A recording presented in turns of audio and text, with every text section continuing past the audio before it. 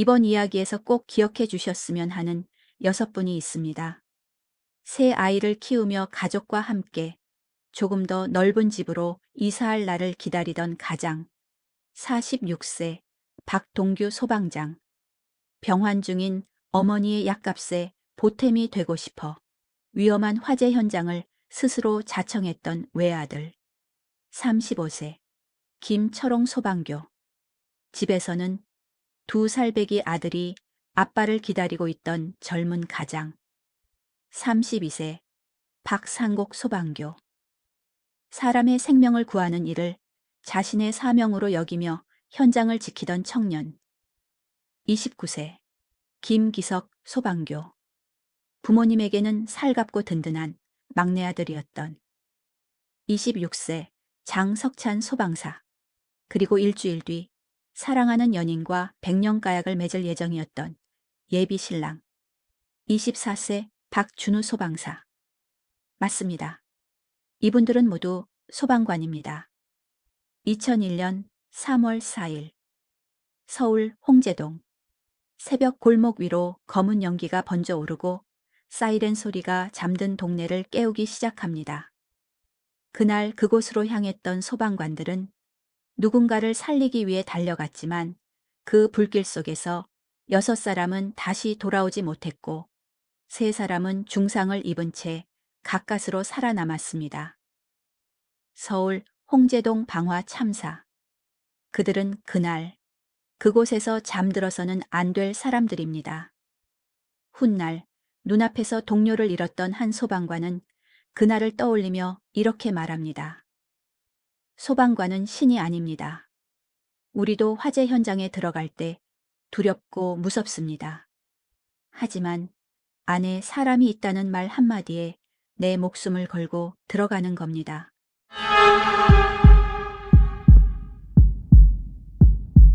2001년 3월 4일 새벽 서울 서대문구 홍제동의 오래된 다가구 주택 안에는 술에 취해 돌아온 아들의 거친 목소리가 울리고 있었습니다.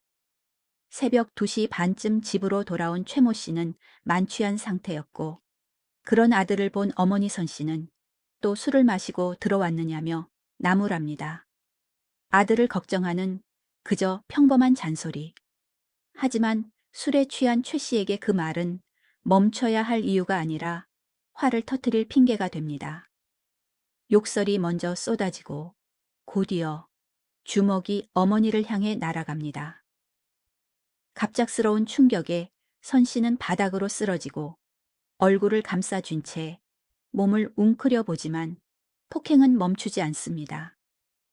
간신히 몸을 일으키려 할 때마다 다시 주먹이 날아들고 벽 쪽으로 밀려난 뒤에는 발길질까지 이어지면서 좁은 집 안에는 둔탁한 충격음과 신음이 뒤엉켜 울립니다.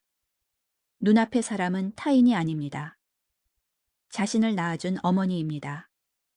하지만 최 씨는 피가 흐르기 시작한 어머니를 보고도 멈추지 않았고 쓰러진 어머니를 향해 분풀이 하듯 폭행을 이어갑니다.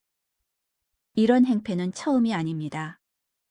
술만 마시면 가족을 괴롭혔고 화가 치밀 때마다 집에 불을 질러버리겠다는 말도 서슴지 않았습니다. 그날 역시 술에 취한 아들은 또다시 어머니에게 손을 댔고 어머니는 그 폭력에서 벗어나기 위해 마지막 힘을 짜내야 했습니다.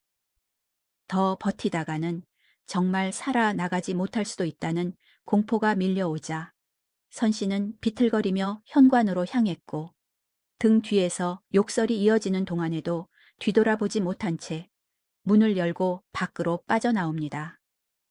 피를 흘리며 가까운 이웃집으로 몸을 피한 어머니는 도움을 요청합니다. 그 순간까지도 선 씨는 아들이 집 안에서 어떤 일을 벌이려 하는지 알지 못했습니다. 집안에 혼자 남은 최 씨는 어머니를 피투성이로 만들고도 분을 사귀지 못한 채 방 안을 서성였고 안방 서랍장 안에 있던 옷가지에 일회용 라이터로 불을 붙입니다. 불길은 주변의 집기와 가재도구로 번져가기 시작했고 오래된 다가구 주택 안에는 짙은 연기와 화염이 차오르기 시작합니다. 친어머니를 폭행한 뒤에도 화를 멈추지 못했던 아들은 결국 자신의 집에 불을 지르는 방화까지 저지른 겁니다. 긴급 상황실에 화재 신고가 접수된 시각은 새벽 3시 47분. 서울 서부소방서를 비롯한 인근 소방서의 출동 지령이 떨어지자 소방차 20여 대와 소방관 46명이 사이렌을 울리며 홍제동으로 향합니다. 하지만 현장에 가까워질수록 길은 좁아집니다. 화재가 난 집으로 이어지는 길은 폭 6m 남짓한 이면도로였고 그 좁은 골목 양쪽에는 불법 주차된 차량들이 빽빽하게 늘어서 있어 소방차가 더 이상 앞으로 들어갈 수 없었습니다. 불길은 바로 저 위에서 치솟고 있는데 소방차는 현장에서 약 150m 떨어진 곳에 멈춰 섭니다. 차량 문이 열리자 대원들은 곧바로 소방호스를 끌어내립니다. 호스, 장비 챙겨, 빨리. 짧은 외침이 골목을 울리는 사이 수십 미터 길이의 소방호스가 바닥을 끌며 언덕을 올라가기 시작합니다. 호스가 불법 주차된 차량에 스칠 때마다 여기저기서 차량 경보음이 울리고 사이렌 소리와 주민들의 외침이 뒤섞이는 골목 안에서 대원들은 호스를 어깨에 걸고 손으로 끌고 몸으로 버티며 불이 난 집을 향해 달립니다. 그 시각 구조대도 다른 진입로를 찾아 현장으로 접근하려 했지만 상황은 같았습니다. 구조 차량 역시 골목 안으로 들어갈 수 없었고 구조대원 5명은 25kg이 넘는 장비를 직접 들고 약 200m를 달려야 했습니다.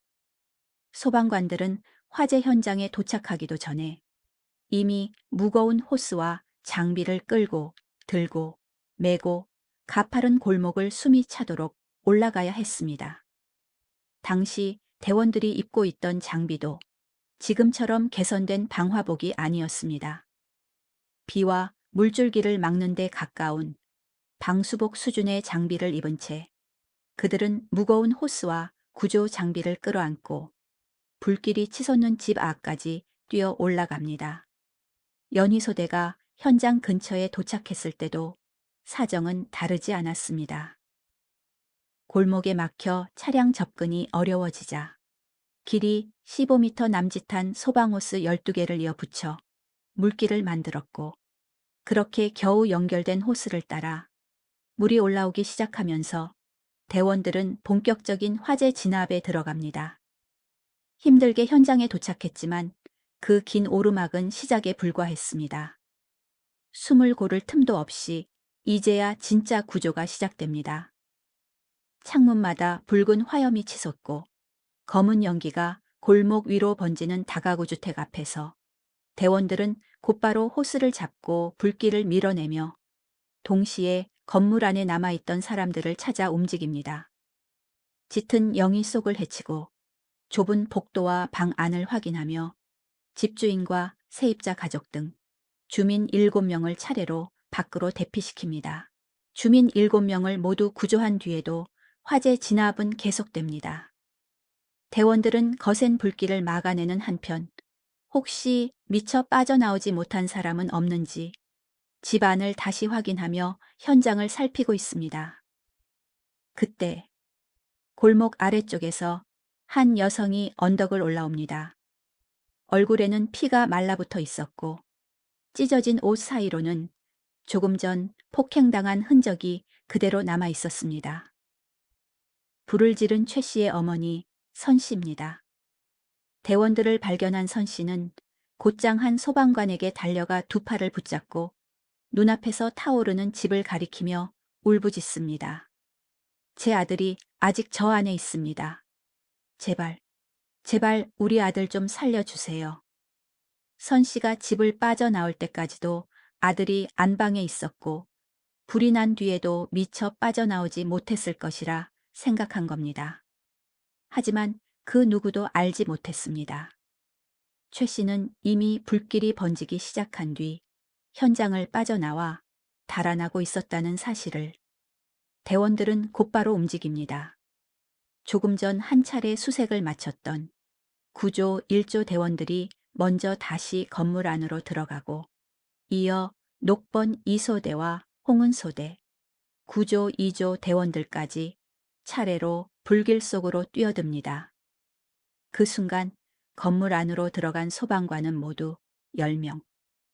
그들에게는 방화범도 집주인의 아들도 중요하지 않았습니다. 눈앞에서 절규하는 어머니의 한마디. 안에 사람이 있습니다. 소방관에게 그 말은 망설일 이유가 아니라 움직여야 하는 이유였습니다.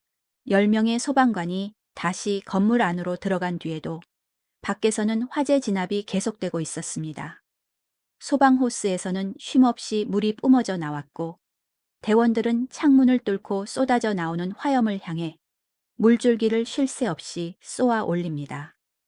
건물 안에서는 구조 대원들과 화재 진압 대원들이 방과 거실, 좁은 복도, 안방까지 다시 확인하며 요구조자를 찾아 움직입니다. 하지만 그들이 찾고 있던 사람은 그곳에 없었습니다.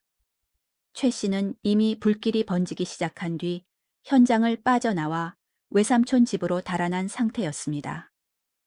그 사실을 알지 못한 채 소방관들은 집안, 구석구석을 살피며 수색을 이어갑니다. 시간이 흐를수록 불길은 더욱 거세집니다. 수십 년 동안 증축과 개조를 반복했던 오래된 조적조 건물은 맹렬한 화염을 견디지 못한 채 조금씩 무너지기 시작했고 뜨거운 열기에 달궈진 벽체 곳곳에서는 작은 콘크리트 조각이 떨어져 내립니다. 밖에서 진압하던 대원들도 건물의 이상을 느끼기 시작합니다.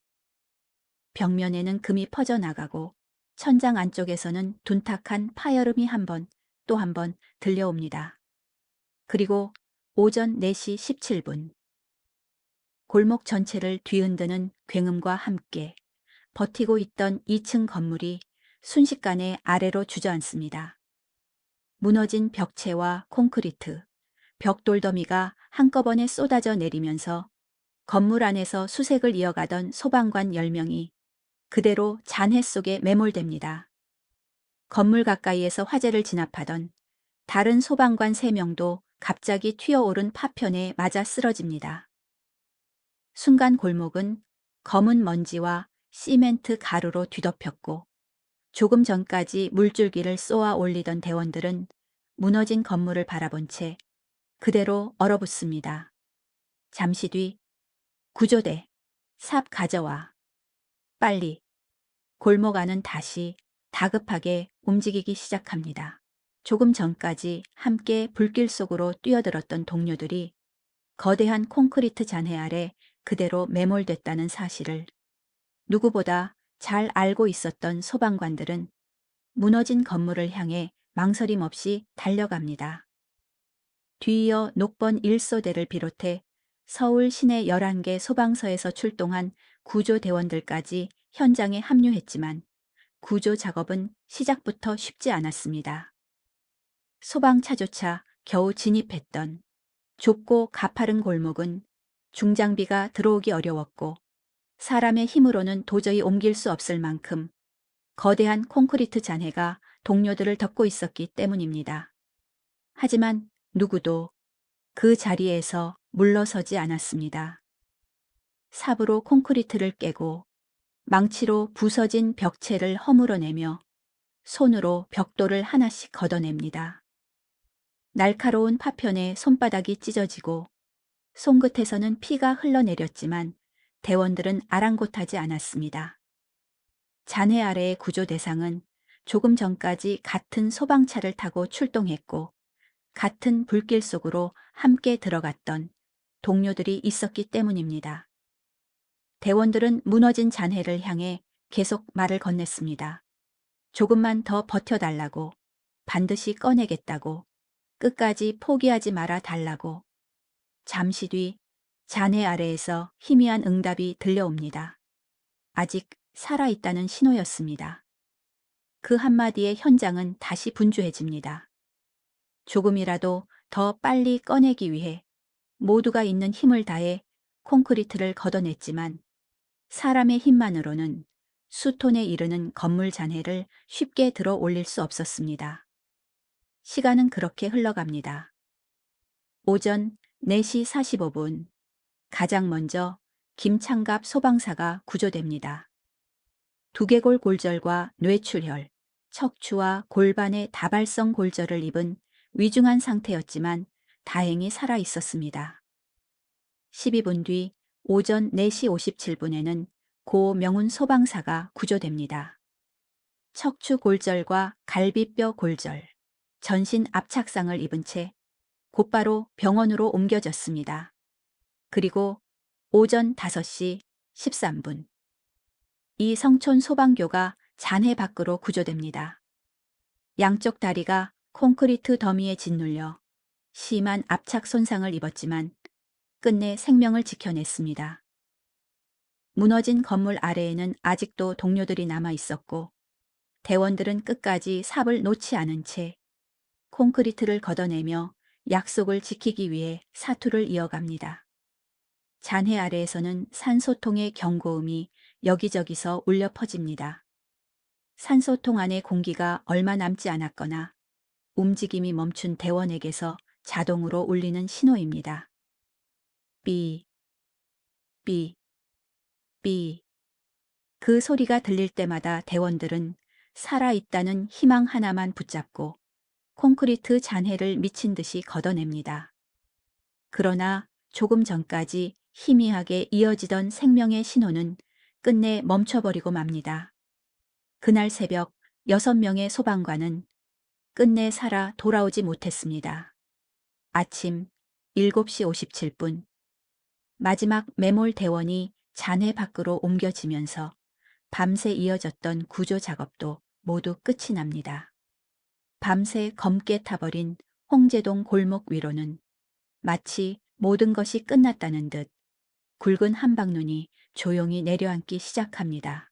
최 씨는 집에 불을 지른 직후 자신의 목숨부터 챙겨 현장을 빠져나온 뒤 경찰의 추적을 피해 친척 집에 숨어 있다 긴급 체포됩니다. 검찰은 최 씨를 현주건조물 방화치사상과 존속상해 등의 혐의로 재판에 넘겼습니다. 재판 과정에서는 1989년부터 조현병으로 입원과 치료를 반복해온 기록이 확인됐고 법원은 범행 당시 정신질환과 만취 상태로 인해 사물을 변별하거나 의사를 결정할 능력이 미약했다며 심신미약을 인정합니다.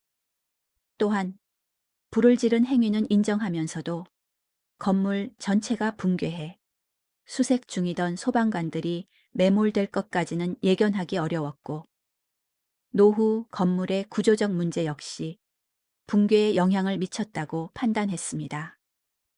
그렇게 6명의 소방관이 목숨을 잃은 참사에 대해 법원이 내린 최종 판결은 징역 5년과 치료 감호였습니다. 그리고 2006년 최 씨는 모든 형기를 마치고 사회로 돌아옵니다. 하지만 그것이 끝은 아니었습니다. 출소한 지 2년이 지난 2008년 1월 29일 밤 그는 다시 홍제동의 한 아파트 상가 주차장에서 술에 취한 채 쓰레기 더미에 라이터로 불을 붙이려다 현장에서 붙잡혀 다시 경찰에 체포됩니다. 소방관 6명이 목숨을 잃었던 그 동네에서 또다시 방화를 시도했다는 소식이 전해지자 주민들은 큰 충격에 빠졌고 엄벌을 요구하는 탄원서를 제출합니다. 결국 최 씨는 다시 실형을 선고받아 재수감됐고 이후 치료감호 시설에서 치료를 받게 됩니다. 그날 동료들을 구조하기 위해 홍제동 참사 현장에 함께 있었던 소방관들은 이후 오랜 시간 외상 후 스트레스 장애, PTSD에 시달려야 했습니다. 그들이 겪었던 공포는 거센 불길 때문만이 아닙니다. 무너진 건물 아래에는 방금 전까지 함께 출동했던 동료들이 있었고 잔해 밖에서는 반드시 살려내야 한다는 마음 하나로 맨손까지 동원해 구조를 이어갔습니다. 사람의 힘만으로는 거대한 콘크리트 잔해를 단숨에 치울 수 없다는 현실을 알고 있었지만 벽돌 하나라도 더 걷어내면 내 동료를 짓누르고 있는 무게가 조금이나마 줄어든다는 간절함에 누구도 손을 멈추지 못했습니다. 구조 작업이 계속될수록 대원들의 마음을 가장 조여온 것은 산소통에서 울려 퍼지던 경고음이었습니다. 아직 살아있는 내 동료가 그 산소에 의지해 버티고 있는데 우리가 닿기도 전에 산소가 먼저 바닥나 버리면 어떻게 하지? 그 생각은 구조 작업 내내 대원들의 마음을 짓눌렀고 조금이라도 더 빨리 동료에게 닿기 위해 손이 찢어지고 피가 흘러도 콘크리트 잔해를 걷어냈습니다. 살려야 하는 사람이 누구인지 너무나 분명했던 그날. 방금 전까지 반드시 꺼내주겠다는 약속에 희미하게나마 응답하던 동료의 목소리가 끝내 사라지고 산소통의 경고음마저 하나둘 멈춰가던 그 공포는 살아남은 많은 소방관들에게 외상 후 스트레스 장애 PTSD라는 깊은 상처를 남긴 겁니다. 홍제동 방화 참사 이후 우리 사회는 소방관들의 열악했던 근무 환경과 장비를 다시 돌아보기 시작합니다. 24시간 막교대 근무였던 근무 체계는 점차 3교대로 개선되기 시작했고 비를 막는 수준에 가까웠던 방수복도 화염을 견딜 수 있는 방화복으로 조금씩 바뀌어갔습니다. 하지만 변화는 하루아침에 이루어지지 않았습니다. 2020년대에 들어서도 일부 현장에서는 여전히 방수복이 사용될 만큼 모든 환경이 완전히 개선된 것은 아니었습니다. 많은 소방관들은 PTSD를 안고 살아가야 했지만 그럼에도 그들은 다시 현장으로 돌아갑니다. 출동 벨이 울리면 또다시 산소통을 메고 누군가의 생명을 살리기 위해 가장 먼저 불길 속으로 뛰어듭니다. 그들에게 중요한 것은 안에 있는 사람이 어떤 사람인가가 아닙니다. 범죄자인지, 평범한 시민인지. 그것은 소방관들이 먼저 묻는 질문이 아닙니다. 그들에게 가장 중요한 것은 단 하나. 그곳에 아직 사람이 있다는 사실입니다. 오늘도 대한민국 어디선가 화재 신고가 접수되면 수많은 소방관과 구조대원들이 누군가의 생명을 살리기 위해 가장 먼저 출동합니다. 부디 출동하는 모든 소방관과 구조대원들이 무사히 가족의 품으로 돌아오기를 진심으로 바랍니다.